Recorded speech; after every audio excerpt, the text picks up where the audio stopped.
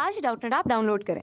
Doubtnut पर अपने सभी गणित, रसायन विज्ञान, भौतिक विज्ञान और जीव विज्ञान के डाउट्स का करो सफाया।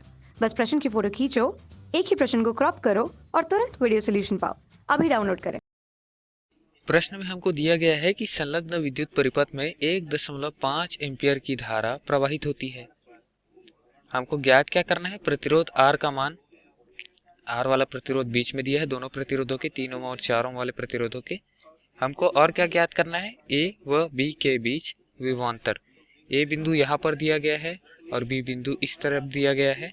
दोनों बिंदु के बीच में जो उत्पन्न विभवांतर है वो हमको ज्ञात करना है। हमको और क्या दिया गया है? 3 वोल्ट का विभवांतर दिया गया है प्रतिरोध R के सिरों के बीच में। तो हम क्या देख लेते हैं, पहले इसको हल करते हैं। ओम का नियम लगाएंगे प्रतिरोध बीच वाले पे, R पे।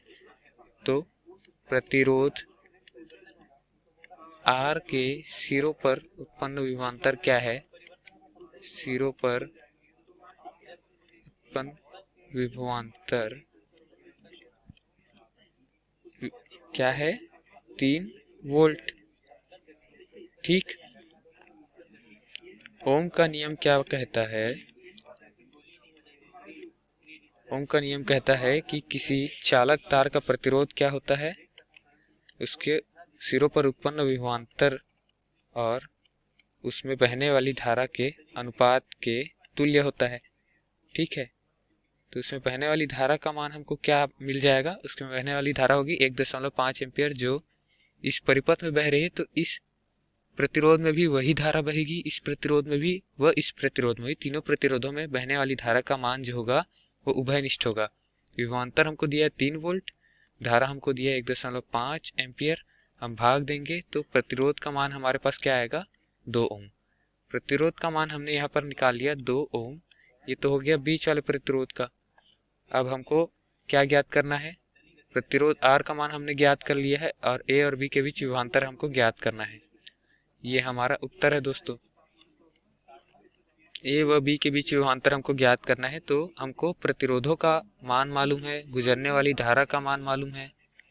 गुजरने वाली धारा हमको ज्ञात है 1.5 एम्पियर, तो हम विभवांतर निकाल सकते हैं इन दोनों के सिरों पर। तीनों विभवांतर का योग करेंगे तो A और B के बीच का विभवांतर निकल जाएगा, क्योंकि ये है श्रेणी क्रम में।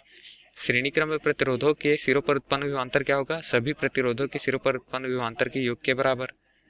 तो विभवांतर के लिए ओम ने क्या सूत्र दिया था? ओम का नियम के हिसाब से विभवांतर क्या होगा? विभवांतर होगा प्रतिरोध गुना धारा के बराबर। प्रतिरोध गुना धारा। अब पहले प्रतिरोध के लिए विभवांतर देखते हैं। तो पहले में क्या है? 3 ओम और 1.5 एम्पियर। प्रतिरोध क्या है? 3 ओम और धारा है 1.5 एम्पियर। ठीक। तो फिर विभवांतर क्या होगा सिरों पर? पहले प्रतिरोध का मैं R1 लिख देता हूं। तो R1 के लिए क्या होगा? 4.5 वोल्ट होगा। जो विभवांतर होगा वो VR1 क्या होगा? 4.5 वोल्ट। अब हम देखेंगे विभवांतर किसके लिए? R2 के R3 के लिए देखते हैं, क्योंकि तीसरा है।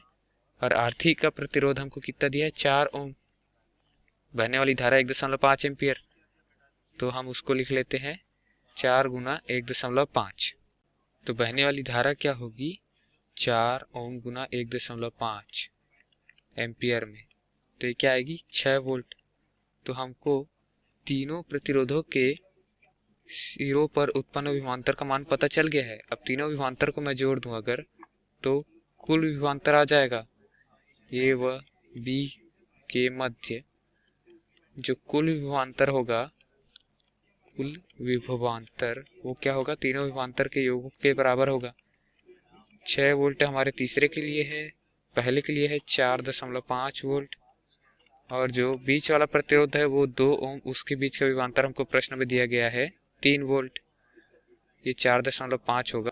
तीनों को अगर हम जोड़ दे तो हमारा जो A और B के सिरों के बीच उत्पन्न विभवांतर होगा वो आएगा 13.5 वोल्ट। ये हमको प्रश्न में पूछा गया था दोस्तों। ये हमारा उत्तर है 13.5 वोल्ट। धन्यवाद। कक्षा 6ठी से 12वीं से लेकर नीट, IIT, JEE वो एडवांस के लेवल तक 1 करोड़ से ज्यादा छात्रों का भरोसा। आज ही डाउनलोड करें डाउटनेट ऐप या व्हाट्सएप करें अपने सारे डाउट्स 8400 400 400 पर।